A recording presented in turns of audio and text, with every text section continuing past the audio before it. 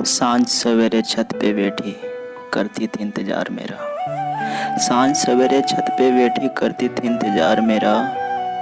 अब क्या बताऊं कैसी थी वो गांव वाला प्यार मेरा।